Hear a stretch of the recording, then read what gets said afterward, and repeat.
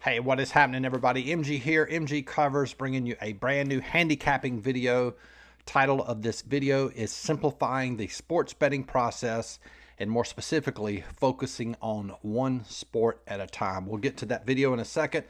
If this is your first time here, I greatly appreciate you liking this video, subscribing to the channel. If you want to learn about sports betting, the real truth about sports betting, good and bad, you're at the right place. Have a ton of content here.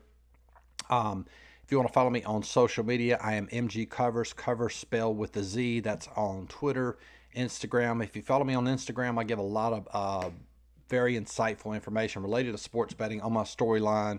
I post constantly there. Even make small videos. I made one last night, things that I might not make a quote formal video on YouTube. You can find that there. So you get a lot of value just by following me. So should be a relatively short video, but I think this is some very, very, very powerful information. And a little bit of background. This is going to be sort of almost like a lecture format, even though I do have some slides and graphs to show you. Is that, sports betting, there are no rules in sports betting, which means it's your own, you're in business for yourself once you decide to enter this arena of sports betting. And one of the mistakes I believe I've made specifically this month and throughout my career is trying to tackle too much at one time. And I think you can really simplify the process by just focusing on one sport at a time. And to give you a specific example, we went into March. We'd had a really good start to the year. Even March, the first week of March was really good. We'd gotten up to almost 10 units. And if you follow me, just to briefly explain about units, if you wager one game is one unit. That's the correct way to understand units. Majority of handicappers manipulate units. What I mean by that is if you wager on a spread game that's minus 110, you win that game, you win 1 unit. If you're wagering on a money line and it's plus 128, you wager a full unit, you win that game, you win 1.28 units. So that's the brief explanation. But anyway, off to a really good March. And then even though I knew it was difficult to handicap NCAA basketball tournament, as well as the conference tournaments, I was handicapping tournaments, I was handicapping NBA and handicapping NHL. NHL this year was sort of going through a paradigm shift, which I explained to coaching clients. So if you're coaching clients, you can watch that video. But in a nutshell, a few changes there. So handicapping all three of those sports makes it very difficult, in my opinion, to be successful at all three of those. And what happens is you increase your workload.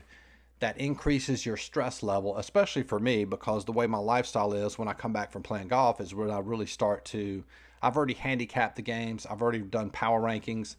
But then if I come back home and I realize like, hey, I've got, wow, I got to handicap the tournament games for NCAA. I got to handicap these NBA games. I got to handicap NHL. So now my stress level goes up, and then that just makes it difficult. We're much better cognitively when we have less stress. So instead of handicapping, maybe 5 games in NBA, 4 games in NHL, another 4 games in NCAA tournament, you're only handicapping maybe 2 or 3 games for me in NHL, which is what I've done the past couple weeks. All right, so back to the beginning of March, gotten it all the way up to 10 units. We went on a serious losing skid all the way down to, I think it was at the lowest point, down to 4.5 units. So we had lost about 5 units for March.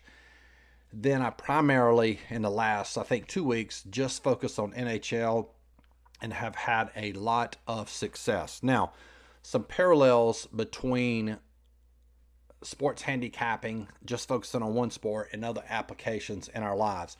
If you go to a doctor and you're having problems with your heart, your doctor's not sure what it is, more than likely he may send you to a cardiologist. A cardiologist specializes in just focusing on your heart.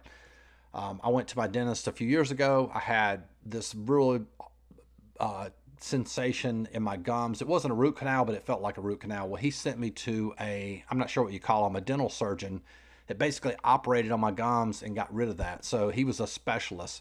So in other applications in our lives, in other business fields, the medical profession, being specialized and just having one primary focus there's a lot of validity to that. So in sports betting, some advice that I can give you, even if you're a professional just starting out, is, hey, just focus on one single sport. And I'm going to use yesterday as a prime example and show you how this process would work. So these are the power rankings for NHL for yesterday. Now, another positive for focusing on just one sport, you have continuity from day to day. So let's say you handicapped NBA for a couple days, and the majority of plays you had were from NHL. So maybe you skipped a few days in NBA. Like even right now, if I was to go back in the NBA, start handicapping NBA again, it would feel almost new to me, like I was starting over, because I haven't, handicapped any NBA games in a while. And you just sort of lose touch with, the, I don't know how to describe this, the overall macro perspective of what's going on. Whereas NHL, where I'm constantly handicapping, just focusing on that sport, I have a real thorough understanding of what's going on. Like, to give an example, you could see down there, these are my power rankings, my lines from yesterday. Edmonton, Montreal. We played Edmonton the day before. We won. They won in overtime against Toronto. So I knew going into today, Edmonton was playing their third game in 4 days. They had a super letdown game against Toronto, I think on Saturday, then turned around and beat them yesterday in overtime. So they were tired. I knew that even before I started handicapping the sport. And that's my point about continuity. Then Montreal, I knew Montreal had some COVID issues. They were coming back. We didn't end up playing this game, but it was a game that I was definitely focused on. And then the game we actually played was Nashville. You can see my power rankings. 135 was the line. Dallas was 122. In this particular game, so here's my point. There were only 2 games that I was primarily focused on. So when I sat down getting ready to handicap, I didn't have to worry about rushing to handicap these 2 games, rushing to handicap maybe 5 or 6 NBA games, rushing to handicap a couple of NCAA tournament games. And the way that I handicap is I go through everything to the point to where I'm just focused on line movement. And I might make some notes. Hey, check injuries. And this specific example, Dallas, the line was moving strong towards Dallas. In fact, that was the only thing moving against us. So what happened was, for about an hour, I was searching Twitter, trying to find, making sure I hadn't missed an injury. Both teams had injuries, and ended up playing Nashville. We won that game. And there was our, played them at plus 102. And so I guess the point I'm making in that is that I had plenty of time to research that game to make sure there was no particular reason that the line was moving in favor of Dallas. We had a goalie advantage in Nashville. We had a form advantage in Nashville. Our line had value. Now, if I had maybe 5 or 6 NBA games to cap, maybe another 3 or 4 games for NCAA to cap, I might have not played Nashville because of that line movement. I would have just seen that, hey, line movement's moving in favor of Dallas. I would have backed off that game completely. But because my primary focus was just handicapping NHL, I was able to dig in that to confirm there really wasn't a solid reason other than the public, sharps, whoever was, putting a lot of money towards Dallas and making that line move up. So again, for me, again, you can handicap 3 or 4 games, and if somebody's successful at that, hey, that's great. I'm not saying that you can't be successful. I'm just saying, for me, and what works best for me is handicapping maybe a max of 2 sports for the reasons that I just mentioned, because you have that primary focus. It's less games to cap, just like a cardiologist. He's just focused on, diagnosing things related to your heart. A dental surgeon, is much different than just a dentist per se. So being specialized, having a niche, I think is definitely, there's some validity to that. So if you're struggling and you're trying to handicap a bunch of different sports, maybe just focus on one sport. I have, even with my coaching clients, I have a ton of clients that just focus on NBA. They love the NBA. They love handicapping the NBA. Very successful at it using my power rankings, because again, you're just dialed into one specific sport.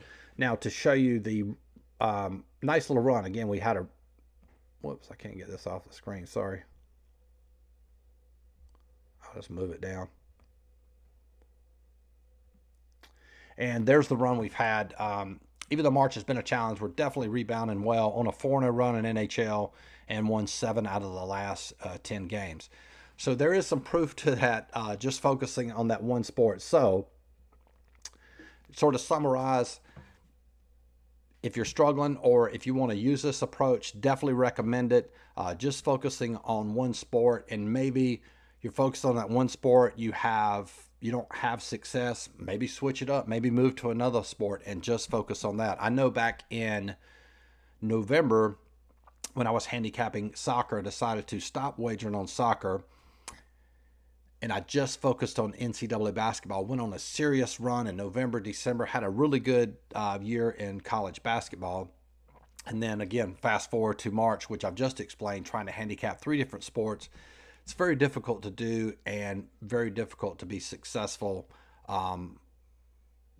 Just you have a lot on your plate. Again, that increases stress. So give that a try to focus just on one sport. Now, if you want to have access to all my power rankings I just showed you, currently you get power rankings for NHL, power rankings for NCAA basketball. Got the Final Four.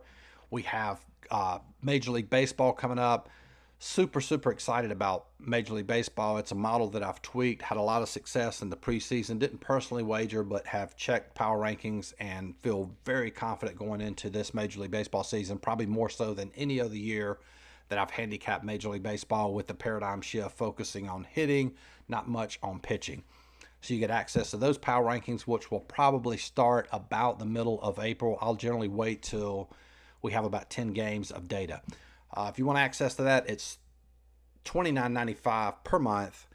I am going to have a price increase here pretty soon. So if you join, you'll be grandfathered in, which means as long as you're a coaching client, you'll have access to those power rankings as well as all of my coaching videos on the website. $29 a month. If you want access to that as well as all of my plays for all sports, that is $49.95 per month, and we'll have a price increase here pretty soon. And if you want to join, you can get access to everything I just mentioned for an entire year for $299, which is an incredible deal. If you take $50 a month times 12, that's $600. So that's basically cut in half at $300. So hopefully this video provides you a lot of value. Remember, just focus on one sport. Give that a try. Let me know how that works out for you. We'll talk to you guys here soon. Peace.